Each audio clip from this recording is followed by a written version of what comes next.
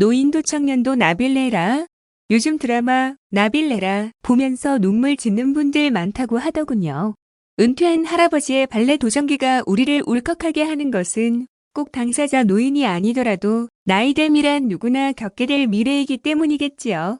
OECD 최고 수준의 빈곤율과 자살률, 우리 사회 노인들의 이야기입니다.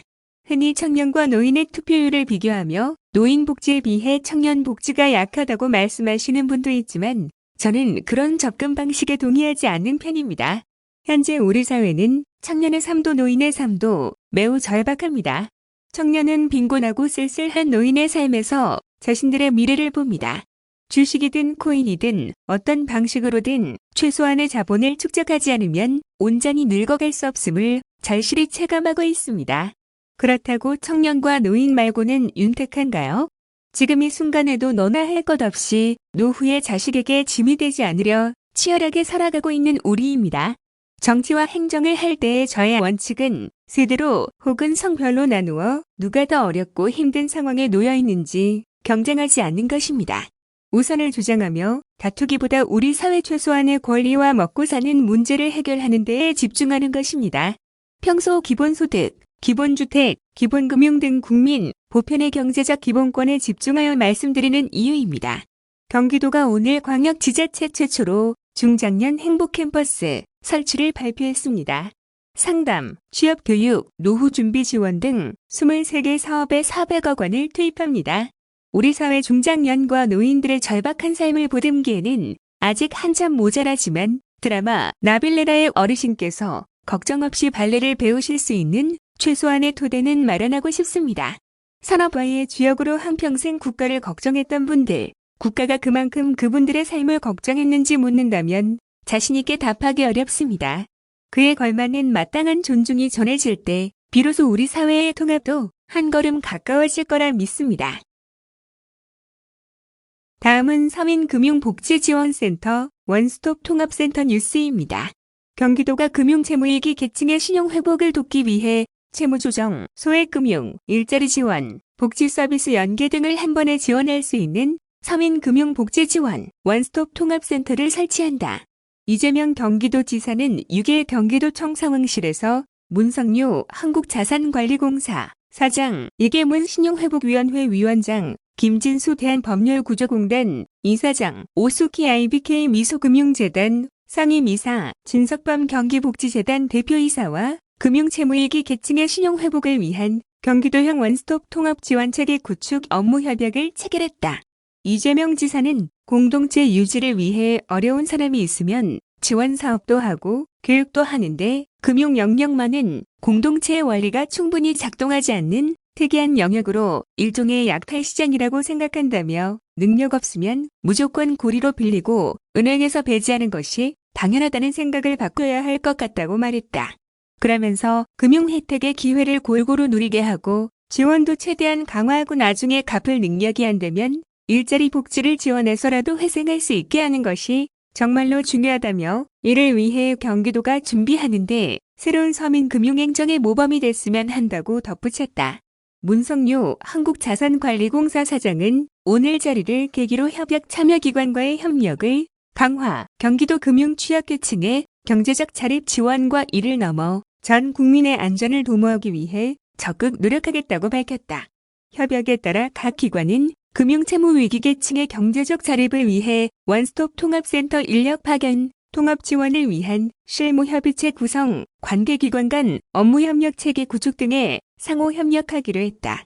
서민금융복지지원센터 원스톱 통합센터는 현재 경기도 서민금융복지지원센터에서 수행하고 있는 채무조정, 재무컨설팅 등 금융상담 이외에 법률 및 일자리 상담, 소액대출 서비스, 불법사 금융피해구제, 복지 서비스를 모두 한 번에 받을 수 있는 통합센터다. 의정부 해룡역 경기복지재단 북부센터 내에 4월 중순 설치될 예정이다. 도는 법률상담사와 불법사 금융피해구제 전문가를 충원하고 일자리 재단과 미소금융에서 일자리 상담사, 소액대출 담당자를 파견한다.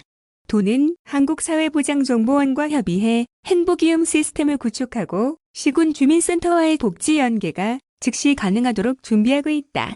실무협의체는 통합센터에서 즉시 해결하기 힘든 복합 민원에 대한 해법을 제시하고 지속적인 사례 관리를 지원하며 기관 간 정책 연계 및 개발, 상호 협력 사항을 월 1회 이상 논의할 예정이다.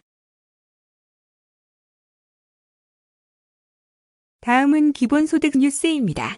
이재명 경기도지사가 기본소득 정책을 입법화하고 제도적으로 안착시킬 수 있는 공동의 노력이 필요하다며 전국 190개 지방정부에 기본소득 지방정부 협의회 참여를 요청하는 편지를 6회에 보냈다. 이재명 지사는 편지에서 경기도는 이번에 재난 기본소득 지급을 통해 구조적으로 취약해진 총 수요를 확대하고 소득 양극화를 완화하는 효과가 있다는 것을 확인했다면서 그동안 복지적 경제 정책으로서 기본소득 정책을 추진해온 경험을 바탕으로 전국적 이슈로 떠오르고 있는 기본소득 정책을 입법화하고 제도적으로 안착시키기 위한 공동의 노력을 기울이고자 한다고 말했다.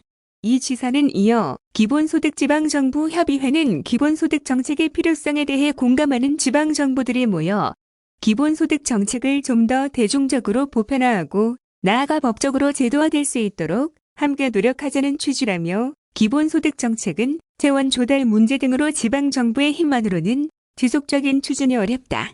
법적 제도화를 토대로 중앙정부 차원의 다양한 지원을 이끌어내기 위한 입법활동 등 공동 대응의 노력이 필요하다고 참여를 요청했다.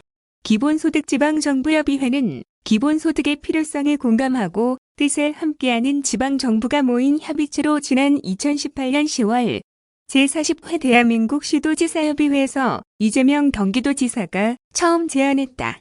경기도는 이후 참여를 희망하는 지방정부를 모집해 2019년 4월 열린 제1회 대한민국 기본소득 박람회의에서 36개 지방정부가 함께 한가운데 출범 공동선언을 가진 바 있다.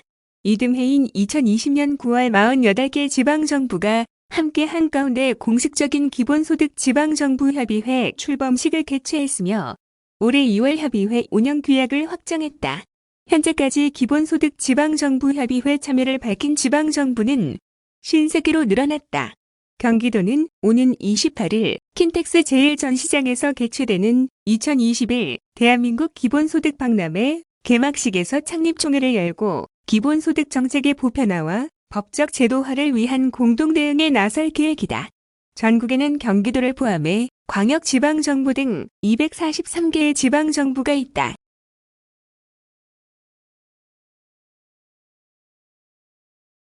다음은 코로나19 긴급대응단 정례 기자회견입니다. 임순광 경기도 코로나19 긴급대응단장은 6일 정례 기자회견을 열고 사업장, 실내 체육시설, 모임을 위한 다중이용시설 등의 클러스터에서 코로나19 확진자가 증가 추세를 보인다며 이에 대한 주의를 당부했다. 임 단장은 사회적 거리두기 단계가 하향되고 계절이 변화하면서 다양한 형태의 사회활동이 늘어나는 사회 현실을 직접적으로 반영하고 있다면서 소규모 모임들은 식사나 다과와 함께 이뤄질 때가 많다. 최대한 노력해도 마스크 착용을 완벽히 할 수 없는 조건으로 지역사회의 유행이 확산되고 있을 때는 필수적이지 않은 사적 모임을 자제할 필요가 있다고 권고했다. 경기도 집계에 따르면 1월부터 3월 동안 새롭게 발생한 경기도 내 집단 감염 클러스터는 총 187개로 1월에 61개, 2월에 56개, 3월에 70개로 나타났다. 집단 감염 클러스터는 최소 10인 이상의 확진자가 있는 그룹을 추출한 것이다. 클러스터별로 보면 사업장 관련 클러스터는 1월에 16건으로 전체의 26.2%, 2월에 18건으로 전체의 32.1%, 그리고 3월 28건으로 전체의 40.0%를 차지하며 증가세를 보였다. 이 가운데는 소규모 사업장, 외국인 노동자가 일하는 사업장, 기숙사 등 공동숙소를 운영하는 사업장 등이 특히 많았다. 체육 여가시설 유행도 눈에 띄는데 1월에는 한 건도 보고되지 않았지만 2월에는 5건으로 8.9%, 3월에는 6건 8.6%로 늘었다. 지인, 가족 간의 모임 관련 클러스터도 1월에 7건으로 11.5%, 2월 12건으로 21.4%, 3월 17건 24.3%로 점진적인 증가세를 보이고 있다. 요양병원 및 요양시설 관련 클러스터는 1월에 8건 13.1%, 2월에 3건 5.4%, 3월에 한 건 2.3%로 확연한 감소를 보였다. 임 단장은 이어 코로나19 유행의 시간은 각 지역마다 다른 속도로 흘러가고 서로 연결되고 영향을 받는다면서 현재 부산시 등의 당면 문제인 유흥업소 중심의 코로나 확산도 언젠가 경기도의 현실이 될 수 있다. 다른 지자체 상황도 계속 주시하면서 배워야 한다고 말했다. 이에 따라 도는 4월 5일부터 11일까지 일주일간 유흥주점, 단란주점, 헌팅포차 등 유흥시설을 집중 점검한다. 경기도와 31개 시군이 합동으로 점검반을 구성하여 사업장마다 전차 출입 명부 설치 여부, 22시 이후 영업 중단 여부 등 방역 지침을 준수하고 있는지 점검할 예정이다. 한편 6일 0시 기준 경기도 확진자 수는 전일 대비 107명 증가한 총 29,387명으로 도내 22개 시군에서 확진자가 발생했다. 6일 0시 기준 경기도에선 20만 7,906명이 예방접종을 받았다. 4월 5일 20시 기준 일반과 중증 환자 병상을 합한 도내 의료기관 확보 병상은 총 1,629개이며 현재 병상 가동률은 41.6%로 677병상을 사용하고 있다. 중증 환자 치료 병상은 총 204병상을 확보했으며 이 중 66개를 사용해 현재 가동률은 32.4%다. 도가 운영하는 총 7개의 일반 생활치료센터에는 4월 5일 18시 기준 686명이 입소해 56.8%의 가동률을 보이고 있다.